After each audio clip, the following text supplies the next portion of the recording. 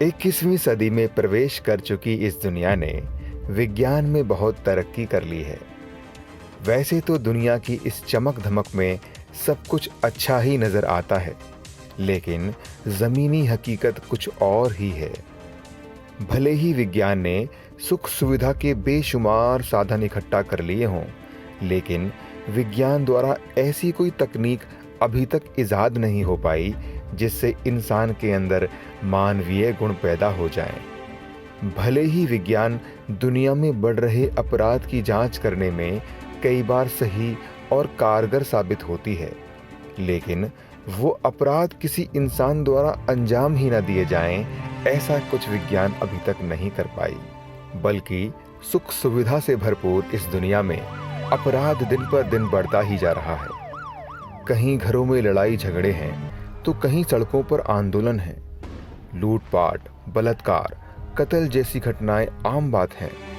भारत देश के अंदर अभी 3.5 करोड़ कोर्ट केस पेंडिंग पड़े हैं। लोग न्याय पाने के लिए लंबी लाइनों में खड़े हैं और ऐसे में अपराध बढ़ने का ये सिलसिला अपने आप में गंभीर और सोचने पर मजबूर कर देने वाला है। ऐसे में किसी से इंसानियत की आशा लगभग ना के बराबर है।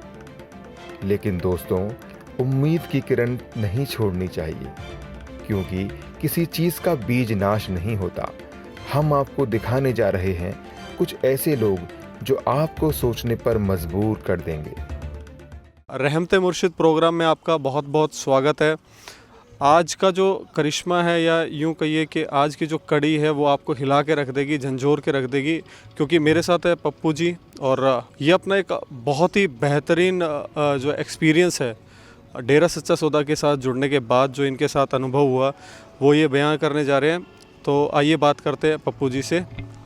दान सतगुरु तेरा ही आसरा। पप्पू जी, क्या उम्र है आपकी? भाई जी मेरी 40 साल उम्र है। कहाँ से हो आप? राजस्थान कोटा बूंदी से। राजस्थान कोटा बूंदी से। अच्छा। तो क्या क्या आपका अनुभव है, थोड़ा हमारे दर्शकों को पूरा डिटेल में बताइए थोड़ा। जी, अनुभव तो हमने नाम नहीं लिया था ना, उसके पहले से काफ़ी कुछ हुआ मेरे साथ। जी मालिक ने मुझे बचा लिया। एक तो जेल जाने से बचा लिया और नशे से भी बचा लिया। अरे क्या बात है। उसके बाद में जैसे मैंने नाम लिया, नाम लेने के बाद में मैं गाड़ी लोडने का काम करता था। नहीं, नाम लेने से पहले आप क्या क्या नशा करते थे? नाम लेने के पहले मैं 1.5 बोतल शराब पिया करता था। शराब पीते थे आप? और हाँ, मांस काट के बेचा करता था। अच्छा, कसाई का भी काम करते थे? काम करते थे, हमारे भी काटते थे ना, वैसे चोर के, दूसरों का, जैसे पड़ोसी में किसी का बकरा, किसी का मुर्गा, तो ऐसा हम बहुत कुछ करते थे। ठीक है। सदगुरु की ऐसी कृपा हुई तो एक दिन तो हम काफ़ी बड़ा काम करने जा रहे थे। अच्छा। बहुत ही गलत, राक्षस से भी बुरा, किसी की जान लेने जा रहे थे, कत्ल करने। किसी इंसान की जान लेने जा रहे थे? अरे दुश्मनी थी जे, मतलब। ठीक है। हाँ, तो उसके बारे में सदगुरु ने ऐसी रहमत करी, हमें सपने में आके हमको पुकारा, बताया ये कि हुआ कैसे, मतलब आप थोड़ा सा शुरू से बताइए कि मतलब किस तरीके से आप ये सब प्लान कर रहे थे, क्या चीज़ें हुई, वो थोड़ा शुरू से बताइए हमें। जी, वो जिससे हमारा झगड़ा चल रहा था ना, लड़ाई, जी, उसको, उसके कत्ल करने के लिए हमने पूरी तैयारी कर रखी। अच्छा, मतलब प्लानिंग कर ली थी आपने? पूरी। ठीक है। जैसे कल हमें करना उसका सुबह, भाई उस जगह अपने को रास्ते में मिलेगा, ये ड्यूटी पे जाएगा वो। ठीक है।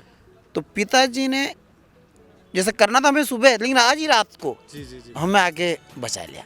कैसे बता दिया, बेटे ये काम ना कर और तू यहाँ आ जा। क्या पिताजी साक्षात आए या सपने में आए? 1 मिनट का हमें, जैसे आप हमसे बात कर रहे हो इस तरह 1 सेकंड बात हुई कि हम तुझे लेने आ रहे हैं, आजा बेटे। ठीक है। उसके बाद में कुलायत में सेवा चल रही थी, डेरा बन रहा था। ठीक है। बीकानेर के पास, वहाँ हमें गुरु मंत्र दिया। उसके बाद में जो मैं आपको करिश्मा बताऊंगा, आप मानोगे नहीं। लोडिंग का मैंने सारा बुरा काम करके पिताजी ने मेरे को वहाँ ऐसा कुछ दिखाया जिसे खुद खुदा सामने बैठा हो। अच्छा। तो जो थी ना मेरी बुरी आदतें, उसी दिन से सदगुरु ने बोला, दाता ने, कि बेटे ये सारी बुराइयां हमें दे जाओ और बदले में ये नाम ले जाओ आप। क्या बात है।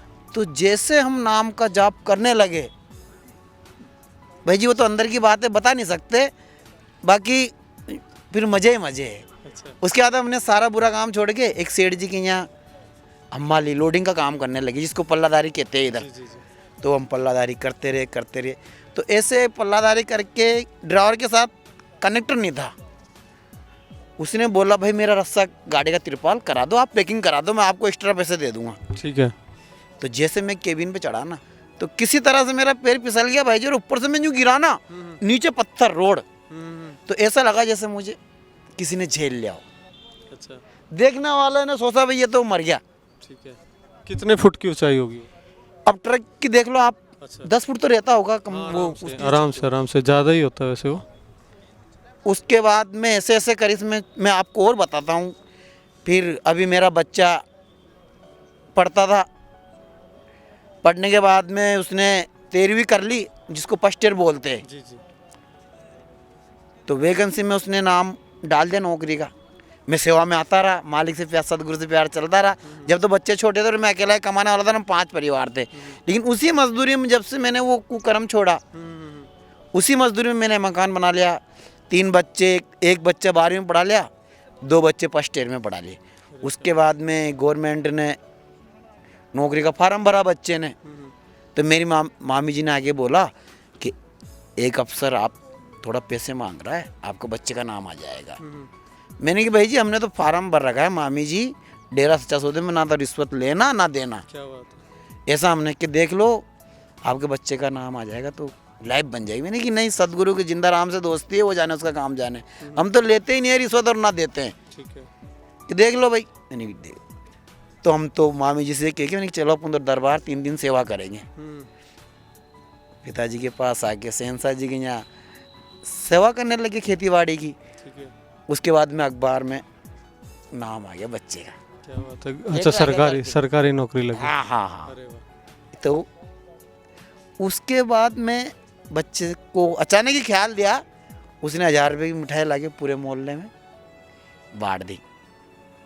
उसके बाद में जो काटा पीटी करने वाले होते हैं, उसने बच्चे के खिलाफ अखबार में लिख के दे दी कि अभी 18 साल का नहीं है, इसको नौकरी में आप क्यों ले ली। अच्छा।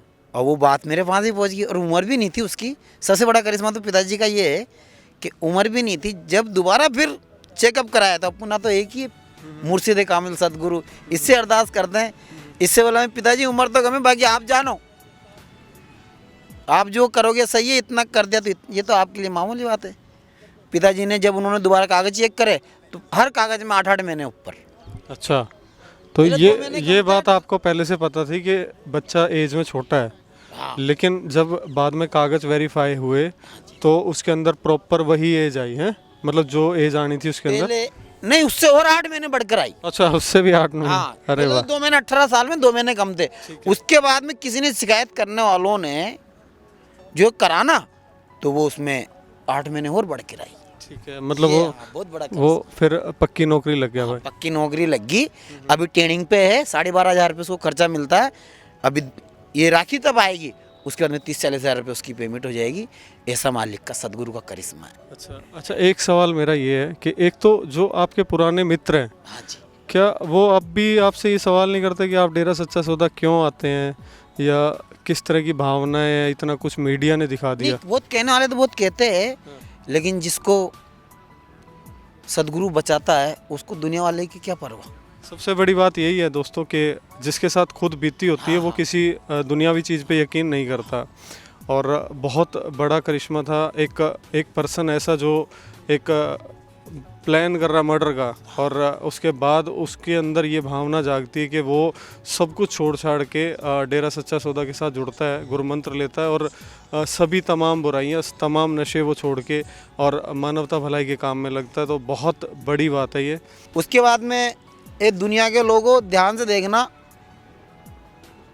इधर कैंसर हो गया था मेरे, कह देखेगा नहीं, बाकी जो प्रोग्राम में जरा मैं बता रहा हूँ। ये कैसे हो गया? ये मैं वो एक बीच में मैंने कुछ दिन के लिए वचन तोड़ दिए थे। अच्छा गुटखा वगैरह खाने लग गया था। अच्छा। मन मत लोगों के साथ लेके, तो वो जो जैसा करो वैसा भरो वो वाला फल मुझे मिल गया।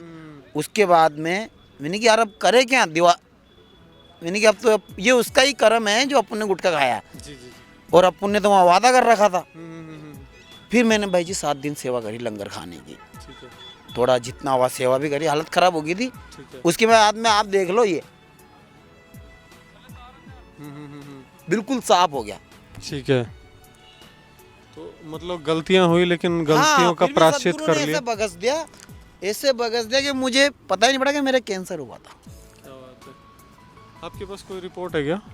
जी ना, नहीं। होगी भी तो फिर घर पे ही है। अच्छा अच्छा। हाँ, क्यों मैं तो काफ़ी दूर से आया। चलो ये थे पप्पू जी, हमारे साथ जुड़ने के लिए बहुत बहुत धन्यवाद आपका।